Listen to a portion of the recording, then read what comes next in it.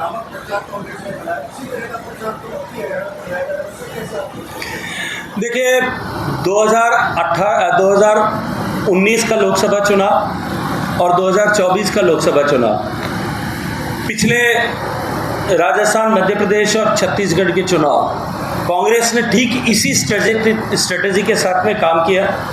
उन्होंने झूठ के पुलिंदे देश के सामने रखे, खटाखट और फटाफट की बातें की, लेकिन जिन प्रदेशों में भी कांग्रेस पार्टी की सरकार बनी, चाहे वो हिमाचल प्रदेश होगा, चाहे वो कर्नाटका होगा, या पूर्ववर्ती समय में राजस्थान में कांग्रेस पार्टी की सरकार होगी, उन प्रदेशों की जनता ने उस खटाखट, फटाफट, झटाझट के सारी हकीकत को देखा है। जितनी तरह के भ्रम फैलाने की, देश को जातियों के आधार पर बांटने के षड्यंत्र किए गए, उन सब की भी हकीकत को जनता ने देख लिया है, समझ लिया, परख लिया है।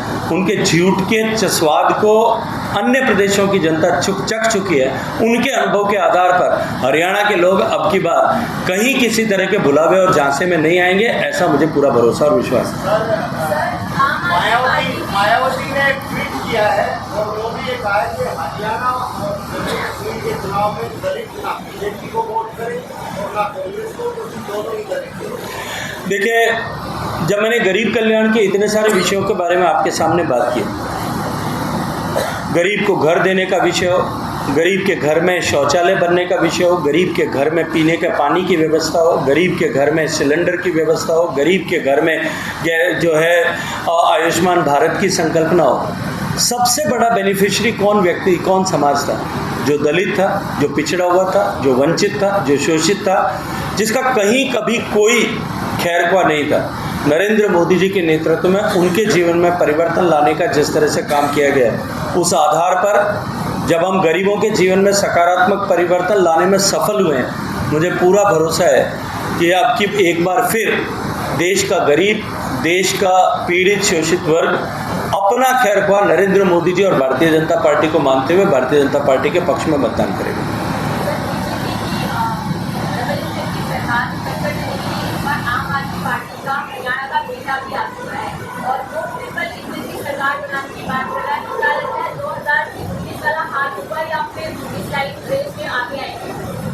देखिए, मुझे लगता है कि एक बार पिछले वर्षों में जितने दिल्ली को छोड़ करके बाकी सब प्रदेशों में जो चुनाव हुए, गुजरात में उन्होंने एक पर्ची लिख करके मंच पर आप ही जैसे किसी एक मीडिया चैनल के इंटरव्यू के समय में गारंटी लिखी थी।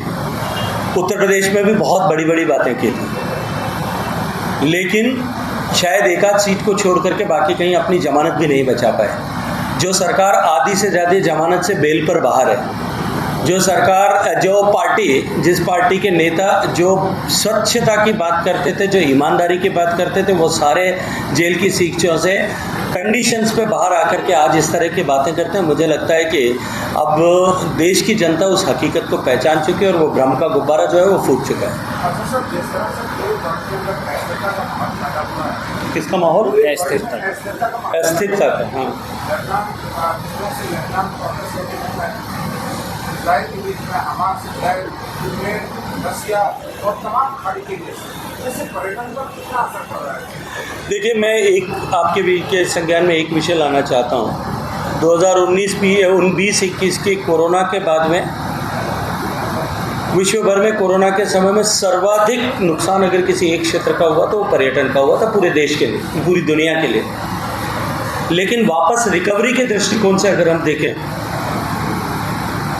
तो एशिया पैसिफिक के पूरे देशों में सबसे तेज गति से रिकवरी अगर किसी एक देश में हुई है तो वो भारत में हुई है। ये मैं इनबाउंड टूरिस्ट के दृष्टिकोण से बात कर रहा हूँ, जो विदेश से आने वाले सैलानियों के दृष्टिकोण से।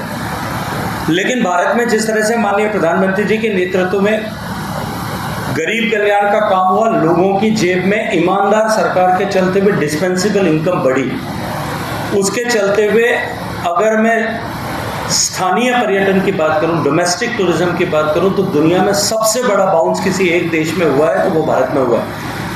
और इन दोनों को मिलाकर के अगर देखें तो भारत में अपार संभावनाएं हैं और विश्व की इस जियोपॉलिटिकल हलचल का निश्चित रूप से कुछ असर पूरी दुनिया पर होगा। लेकिन भारत की स्थानीय बाजार की ताकत इतनी बड़ी है कि भारत पर उसका किसी भी तरह का कोई असर नहीं दिखाई देगा। लेकिन उसके उलट अगर मैं बात करूं, पिछले 10 वर्षों में माननीय नरेंद्र मोदी जी के नेतृत्व में भारत की छवि जिस तरह से बदली और बनी, पूरा विश्व आज भारत को जिस विश्वास के दृष्टिकोण से देखता है, आप सब ने हम सब ने देखा कि देश की दुनिया के लिए सबसे बड़ी चिंता का विषय जो जियोपॉलिटिकल सब्जेक्ट अभी है रशिया और यूक्रेन की लड़ाई, उसमें भी दोनों देश, केवल वो देश जो युद्धरत हैं वो ही नहीं, पूरा विश्व भारत की तरफ शांति दूत की तरह देख रहा है और पूरा विश्व इस तरह से देखता है कि भारत मध्यस्थ की भूमिका में आकर के दुनिया के इन जियोपॉलिटिकल समस्याओं का समाधान कर सकता है। ये 10 साल में यदि मुझे पूछा जाए कि भारत की नरेंद्र मोदी जी के नेतृत्व में सरकार की सबसे बड़ी उपलब्धि क्या है, तो मैं ये कहूँगा कि देश के 140 करोड़ लोगों का आत्मविश्वास तो पुनः स्थापित हुआ ही है। पूरी दुनिया का विश्वास भारत में स्थापित करने में हमने 10 साल में सफलता प्राप्त की। राहुल गांधी जातिगत हरियाणा कांग्रेस ने भी अपने जो घोषणा पत्र सर्वे करवाए जाने की बात की।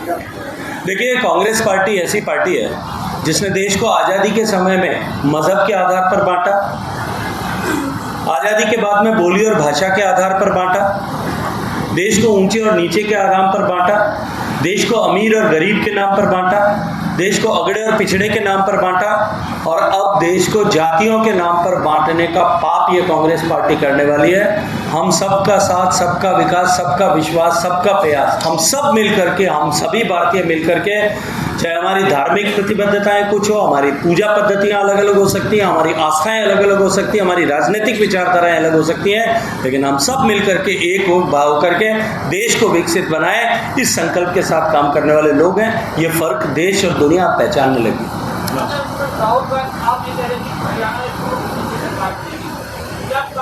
पूर्ण नहीं, प्रचंड बहुमत से सरकार बने।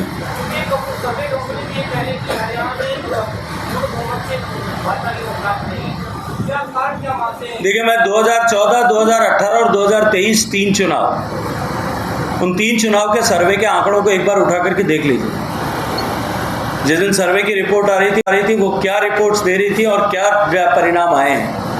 मैं इन सर्वे के आंकड़ों पर न तो विश्वास करता हूं, न उनके आधार पर काम करता हूं। भारतीय जनता पार्टी कार्यकर्ताओं की ताकत के आधार पर काम करने वाली पॉलिटिकल पार्टी है।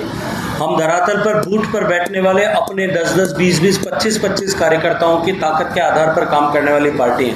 हमारा फीडबैक सिस्टम जो है वो इन कांग्रेस पार्टी की तरह सर्वे एजेंसीज पर आधारित नहीं है। हमारा फीडबैक सिस्टम जो है वो अपने धरातल पर काम करने वाले कार्यकर्ता की ताकत पर अवलंबित है। इसलिए मैं अपने कार्यकर्ताओं की ताकत, उनकी विश्वास, उनके कमिटमेंट और उनकी रिपोर्टिंग के आधार पर कह सकता हूं कि प्रचंड बहुमत के साथ हरियाणा में भारतीय जनता पार्टी की सरकार बनने वाली है।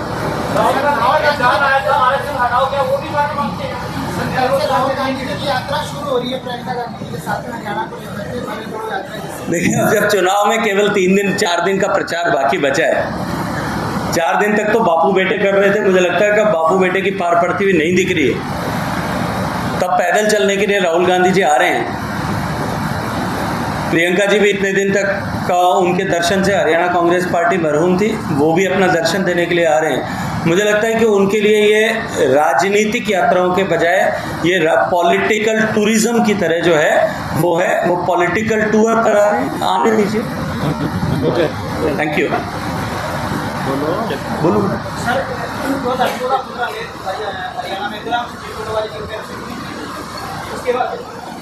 कौन से अखबार से हैं आप? हैं? चलो अनफॉर्मली बात कर लेंगे उस पर। Thank you.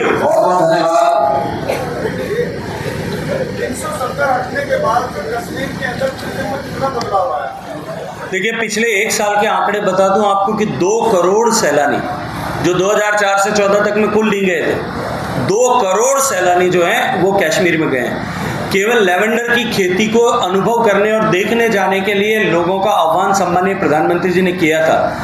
20 लाख लोग केवल लेवेंडर की खेती देखने के लिए, उसको अनुभव करने के लिए, उनके खेतों में जाकर के उस सुगंध का एहसास करने के लिए गए हैं। कश्मीर जाकर के देखिए। मैं अपने व्यक्तिगत अनुभव के आधार पर बता दूं, 20 दिन पहले, 20-22 दिन पहले मुझे श्रीनगर एक बैठक के लिए जाने का अवसर मिला था।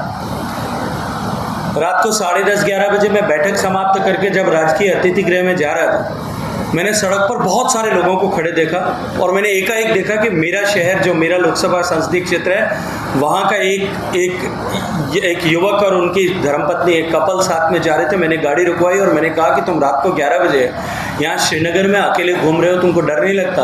तो उन्होंने कहा भाई साहब आज तो रात को 11 बजे हैं, कल तो 12:30 बजे तक सड़क पे घूम रहे थे। मेरा सभी साथियों